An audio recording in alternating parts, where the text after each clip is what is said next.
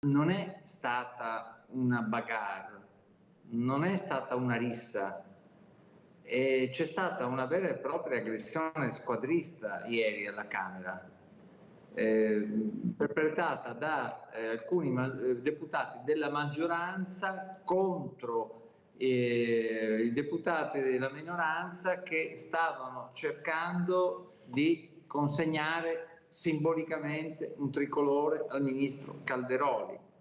Si può discutere su questo gesto, ma non si può discutere di quanto sia invece da condannare totalmente un'aggressione di questo genere. Queste immagini sono immagini che sicuramente non aiutano la politica, non aumentano la sua credibilità. Dico anche che oggi l'estensionismo sarà anche ancora un po' cresciuto a causa di queste immagini, ma è chiaro che le responsabilità sono di una parte politica, cioè quella che in aula poco prima poi ha inneggiato la decima massa. Il confronto è necessario e mai e poi mai deve diventare aggressione o scontro.